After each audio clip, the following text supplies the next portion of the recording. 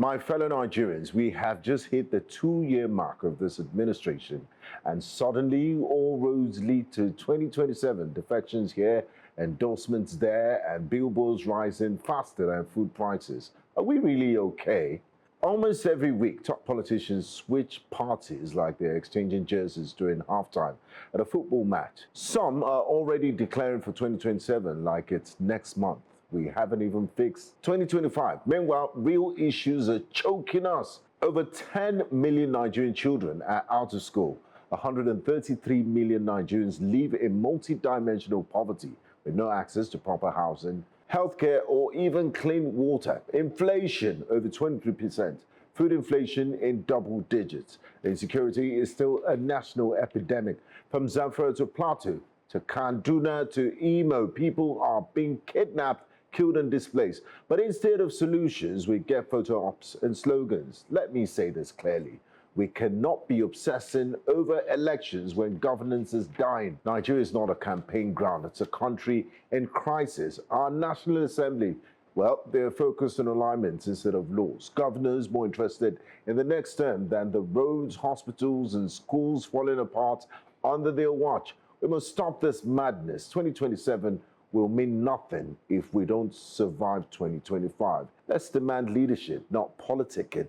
Let's insist in action, not ambition. Because if our leaders won't pause their campaigns to fix the present, then maybe, just maybe, they don't deserve a future in power at all.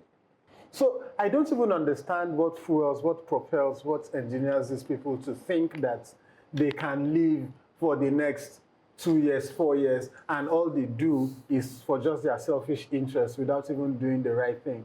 That can at least make somebody pray for you to say, this our governor, this our president, or this our senator, God will bless you. Just, you know, as opposed to taking up this. But we know the ones encouraging it. We know the ones that put those billboards there. Are you sure you put anybody there? With what INEC has been doing. Interesting. And with what your judiciary has also been enabling. So the question is that at the end of the day, you know, you cannot say that you voted for people in power. No, I'm not even talking of the campaigning, because it's ordinary Nigerians, not politicians, that put those billboards in 2025. And I think it's also the problem. Ordinary Nigerians that put billboards. Well, No, what it means is that it's not politicians. No, it's an investment. It's actually an investment. They're actually Nigerians. They are pouring water on the floor. Who are trying to position themselves. Those are not ordinary Nigerians. Oh, well, for you to be able to position yourself before the president of Nigeria to see you, you're not an ordinary Nigerian. I agree with you on that point. The point you're making is that they're Nigerians, but they're not politicians. That's the point. I also do disagree, because if you have a political interest that you're beginning to play the role of a politician, billboard mounting and sponsorship is a lot of money. Yeah.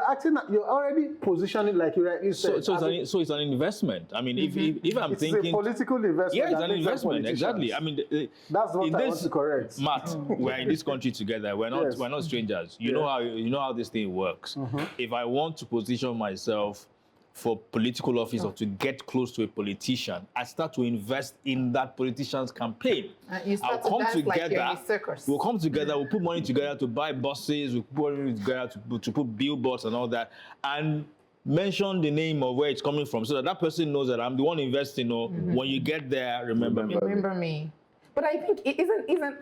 So I spent about 20 years in the U.S. and part of my problem with Nigeria is our citizens are just not a part of the political process. We are, some people show up to vote, obviously, but we don't understand the laws. We don't understand how we need to show up and how we can demand. We're disconnected from the process. There's a huge disconnection. Comment on Tunde Edlong. But they are on Instablog. They are on Instablog. They are on, all of these platforms. But we simply do not participate in demanding from our political leaders. Because I want to imagine that if you run for president or for office under a certain premise, that by year 2, I should be able to come to you and say, have you delivered on all of this? And if you haven't, I'm going to remind you. And you should be working for the next 2 years to close that gap. But we have a situation where in Nigeria, any problem is like, oh, let's take it to church on Sunday. Or it's the president's fault. Or it's the president's fault. They don't even know the names of their representatives. Correct, correct. So I want to go back to your point because you said something about food inflation, because I actually want to tie some of these things together. Food inflation at double digits, we're saying anywhere from 23 to 32%. We need to get people out there onto the farms. I mean, we have to get there. There's so many able-bodied men that are not doing anything. Food insecurity is a huge problem in Nigeria. Our leaders are not taking this seriously. I feel like we need to, honestly, we need to declare a state of emergency when it comes to food. It's also a national security Absolutely. issue. So that's that. The lack of accountability. There has to be a process for us to hold our leaders accountable. We are not there, and we need to get there very, very fast.